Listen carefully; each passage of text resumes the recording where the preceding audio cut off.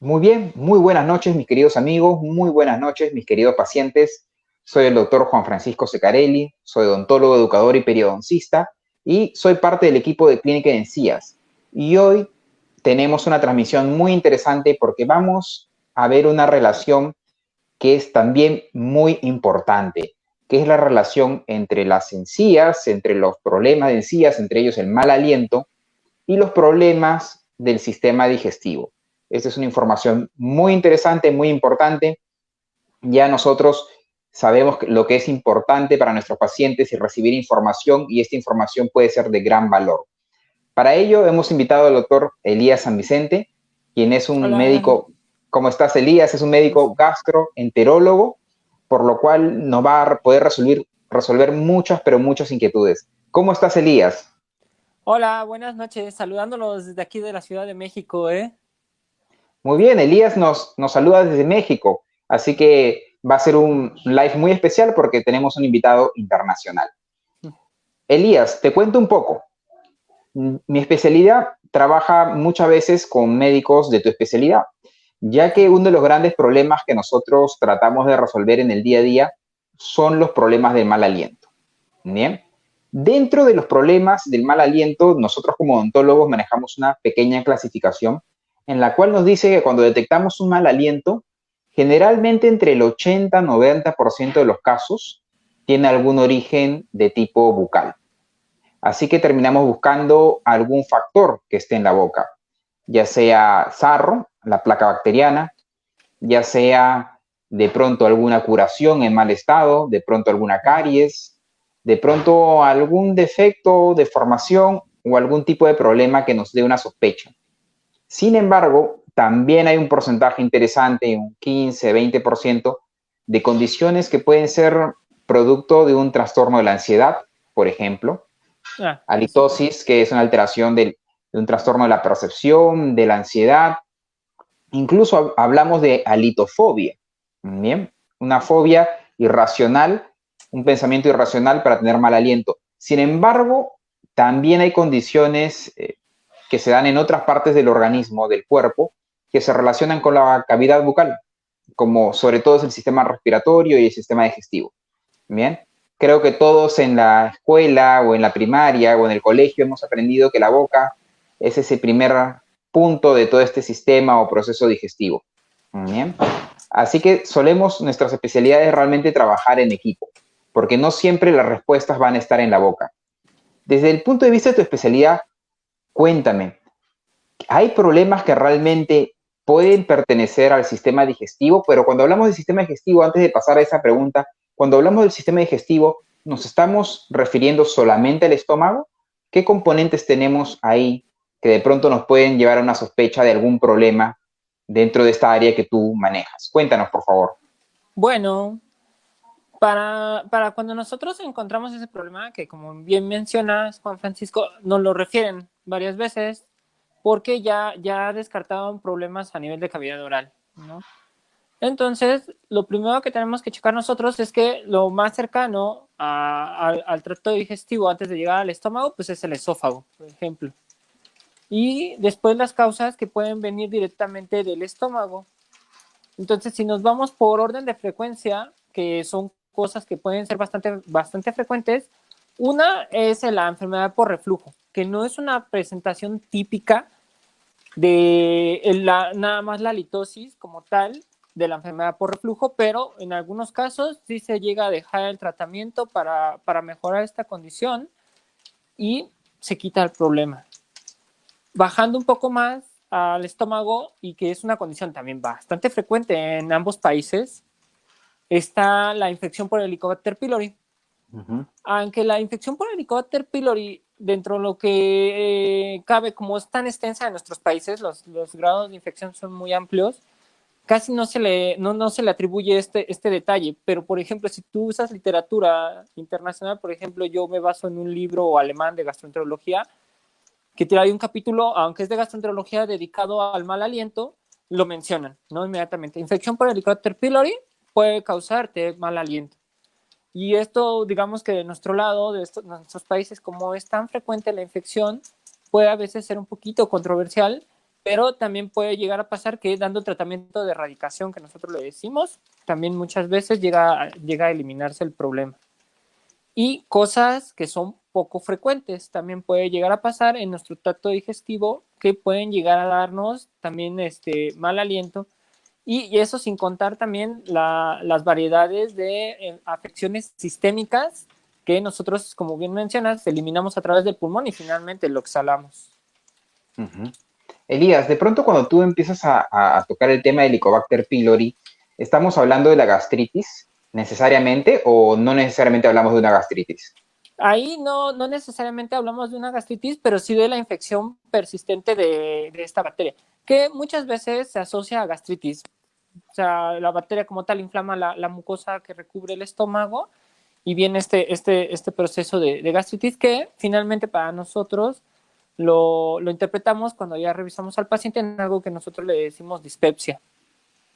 Ujú. Muy bien. De pronto también estabas comentando acerca de problemas en el esófago, el problema del reflujo. ¿En qué condiciones un paciente puede tener reflujo? ¿Esto es relativamente frecuente? ¿Es una afección frecuente? No, hasta eso poquitos pacientes lo presentan como halitosis, nada más. Muchos pueden acompañarse de la halitosis más la sensación de lo que nosotros le decimos el dolor ardoroso detrás del pecho, o bien también ya de plano, en los casos más avanzados, que el paciente de plano está regresando al alimento, que ahí sí es muy franco, que puede empezar a presentarte este tipo de problemas. Y sin olvidar problemitas ya francos del esófago, motores del esófago, donde la comida se empieza a estancar en el propio esófago. Eso puede llegar a pasar. Estos problemas que son poco frecuentes de ver, pero que sí nosotros como en gastroenterología y más por la rama que yo manejo de estudios de motilidad, los llego a ver. Estos pacientes que nosotros les decimos que tienen acalasia y esos esófagos se empiezan a hacer grandotes porque toda la comida que les va cayendo se va quedando ahí, baja muy poquito el estómago. Y obviamente el paciente lo que empieza a detectar con el paso del tiempo es que se le está regresando el alimento y el mal aliento que es persistente, que muchas veces él o la persona que lo acompaña frecuentemente lo están diciendo. E increíblemente a veces me llega a pasar que estos pacientes, aparte de la regurgitación del mal aliento, tú les preguntas, oiga, ¿usted siente que se le atora el alimento y eso? Y realmente no me lo refieren a mí tanto, pero sí me refieren a estas dos condiciones de que se le está regresando o que está sintiendo de plano el mal aliento. Bien. Y De pronto, sí, sí, perdón, cuéntame. Y además, sin olvidar que hay cambios anatómicos dependiendo de la edad.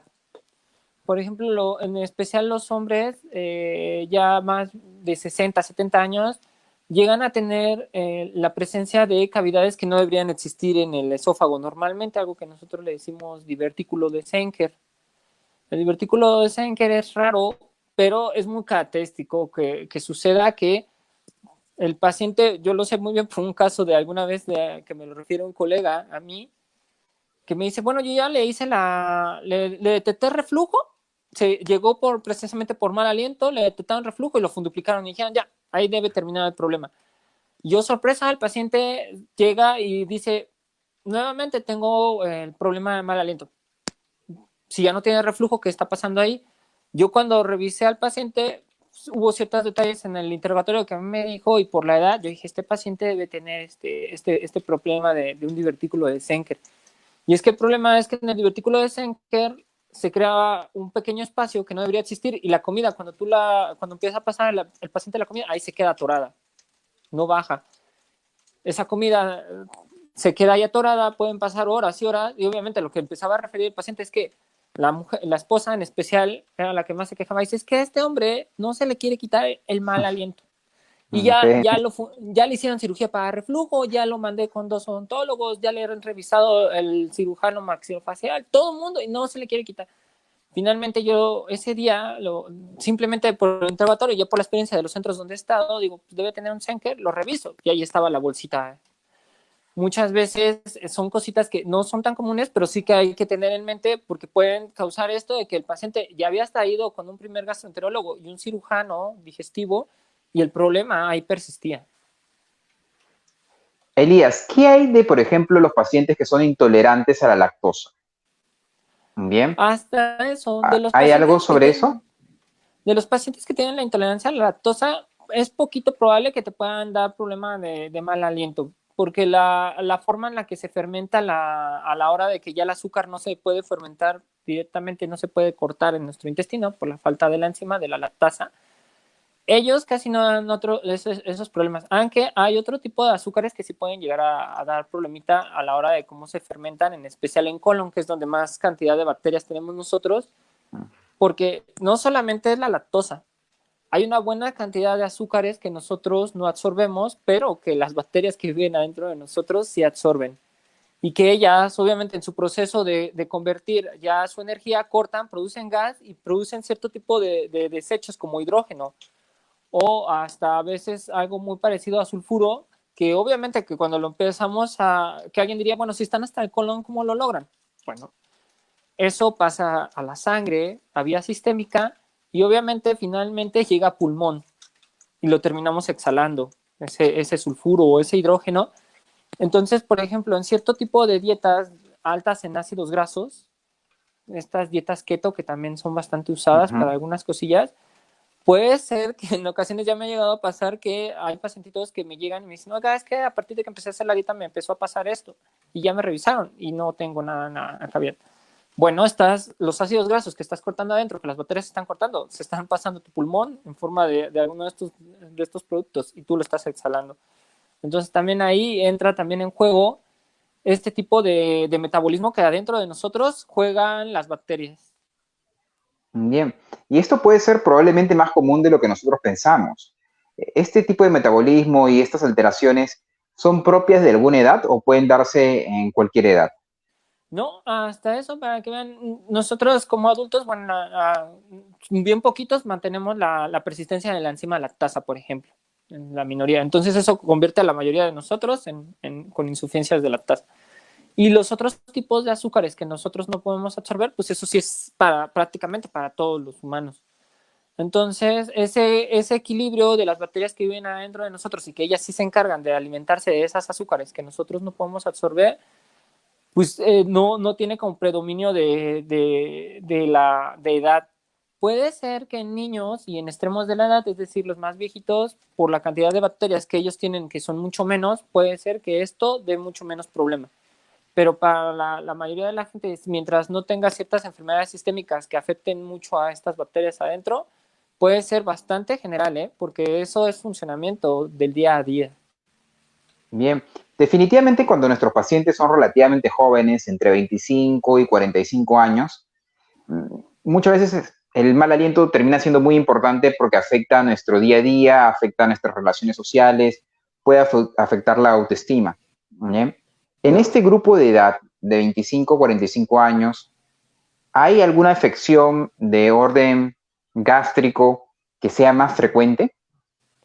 De ellos, el principal problema que pueden tener precisamente son las dos más comunes que mencionaba arrancando, que tengan o enfermedad por reflujo o precisamente infección por helicobacter y que este helicobacter esté dando este problemita de la gastritis y que finalmente se esté interpretando como mal aliento. Bien, y este reflujo, tú me comentabas que puede ser bastante común.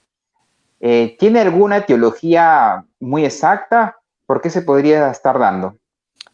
Muy bien. Todos diario tenemos lo que nosotros conocemos como un reflujo fisiológico, a decir verdad. Okay. Abajo, en la unión del estómago con el esófago, hay un esfínter que constantemente está abriendo y precisamente lo hace para ventilar gas del estómago hacia afuera. Entonces nosotros tenemos un número de episodios al día que ni siquiera sentimos, probablemente, y puede ser tan alto, no me lo crean, como 40 episodios en un día y ustedes ya así no lo sentimos, porque nuestro esófago tiene otros mecanismos para ir haciendo la depuración. Pero obviamente nuestros pacientes que tienen enfermedad por reflujo, uno, empiezan a presentar mayor número de eventos. Hay quienes, de esos 40, que son lo normal al día, 60 a lo mucho, yo que hago las pHimetrías, he llegado a tener pacientes que tienen 110, 120 eventos de reflujo en el día. Obviamente, pues a cada rato sale y ventile el esófago hacia arriba, del estómago al esófago y después hacia la cavidad, que obviamente en algún momento pues sí puede empezar a influir en este tipo de problemas del mal aliento. Bien, muchas veces cuando nosotros evaluamos los pacientes acá en la consulta, siempre le informamos a nuestros pacientes de que naturalmente lo primero que tenemos que revisar es la cavidad oral. Porque la frecuencia nos dice, los estudios nos dicen que el principal origen está ahí. ¿Bien? Y realmente hay muchas circunstancias que nos pueden llevar a generar el mal aliento, la halitosis. Sin embargo, muchas veces cuando empezamos a encontrar pacientes que encajan dentro de ese cuadro sistémico, dentro de ese cuadro en el cual tenemos que ver un poquito más allá, ¿no? De empezar a trabajar de manera multidisciplinaria, los pacientes muchas veces presentan ciertas dudas, cierta resistencia a, digamos, de alguna manera, creer que estos episodios pueden ser de un origen extra oral, ¿no? Por lo cual lo que nos estás contando es muy interesante, es muy, muy válido. Muchas veces ustedes como gastroenterólogos se ven en la necesidad de derivar al odontólogo a algún paciente por algún motivo en especial o básicamente también relacionado al tema de halitosis. Pues para el método de halitosis es uno, y yo en especial, porque a mí de referencia a otros gastos me mandan por problemas para pasar los alimentos, la calidad de las piezas dentales, en especial en poblaciones ya un poquito más de mayor edad, que han empezado a perder piezas o que tienen incompletas, las tienen flojas. Obviamente que ahí sí yo tengo que muchas veces yo nada más de ver la cavidad así, nada más de que le digo, oiga, ¿me puede abrir para revisar? Digo, no, primero que me lo revisen porque no está masticando bien. Y muy probablemente de ahí le está surgiendo el problema para pasar los alimentos. Obviamente que alguien que está dejando pedazos incompletos o que no está triturando lo suficiente, pues obviamente para pasarse el bocado lo está pasando de tamaño más grande y por eso muy probablemente está teniendo el problema. Entonces son de las cosillas donde sí bien comúnmente yo tengo que mandar pacientes a que me lo revisen de cavidad oral. Mira que lo que tú dices es muy interesante, ¿no? Naturalmente, si tenemos menos dientes, tenemos menor capacidad masticatoria y ese bolo alimenticio no va a ser como idealmente pensamos. ¿Qué tipo de problemas termina trayéndoles a ustedes dentro de tu especialidad? Bueno, que el paciente lo puedan confundir, por ejemplo, con otros problemas que nosotros vemos, por ejemplo, como acalasia, ¿no? O problemas que nosotros le decimos de otras características de trastornos motores esofágicos, o simplemente cosas tan chistosas como pacientes que ya tienen algo que ya los predispone en esófago. Por ejemplo, me acuerdo mucho una historia también de una paciente mía que ya tenía ella una luz más chiquita en el esófago, sabía por un problema que nosotros conocemos como esofagitis eosinofílica, y a la mujer un día se le ocurre no morder suficiente una papa y se pasa al bocado. Okay. ¡Pum! A la hora tenía alguien en la sala de urgencias con un dolor esofágico porque tenía la papa atorada en esa estenosis que ella ya conocía, que tuvimos que pasar a urgencia de endoscopia para empujarle la papa con el equipo por algo tan chistoso como que no lo había cortado o no tenía, aparte de que alguien me decía, es que la cantidad de que lo tenemos que cortar. Bueno, ¿quién le ha revisado la cavidad oral a tu mamá? Recuerdo mucho ese día que le decía al hijo, porque yo cuando entré con el equipo me empecé a dar cuenta inmediatamente de que metí el equipo, de que, por ejemplo, faltaba casi 2 molares de un lado. Entonces digo, obviamente que si tu mamá hubiera tenido esas piezas, no, es que la placa se le perdió, que no sé qué, obviamente esa papa nos hubiera ahorrado el tener que llegar a urgencias, tener que hacer ese procedimiento, que un procedimiento en estos pacientes de 60, 70 años ya de urgencia, ya empieza a implicar el riesgo de tener que meter, de que te vaya a hacer alguna complicación por la sedación, en algo Exacto. tan simple como si hubiera mordido la papa de manera adecuada para que hubiera pasado ya esa estenosis que ya se conocía a ella. Muy bien. Mira qué interesante, de pronto en estos casi 20 minutos, Elías, nos has comentado muchas cositas que de pronto la mayoría en el día a día no conocemos y que relacionan muy bien la cavidad oral, la importancia de mantener saludable una cavidad oral y también de dónde podría originarse este mal aliento que muchas veces es difícil de tratar. Bien, cuando uno ve la literatura desde el punto de vista odontológico, ve estas grandes revisiones de literatura, no te imaginas la cantidad de tratamientos propuestos que hay. Por ahí realizaba una revisión y había como 30, 40 procedimientos diferentes que se han ido probando en el tiempo. Pero claro, ¿cuántos de ellos podrían haber sido tal vez no necesitados si se hubiera trabajado en ese momento tal vez en equipo de manera multidisciplinaria. Y en equipo significa trabajar entre diferentes profesionales de la salud. Sí, muy cierto, ¿eh? Hay cositas todavía más raras de, por ejemplo, problemas de metabolismo y eso que no, algunos productos no se depuran. Y eso sin entrar en el terreno ya de la gente que revisa acá senos Ujú. regularmente, o oído medio, que también entra en el terreno de los cirujanos maxilofaciales o gente que ve cabeza y cuello, que pueden albergar problemas y que también son causa de este tipo de problemillas de mal aliento, como se revisa y están muy cercanos, pero nadie nunca ha prestado a ver.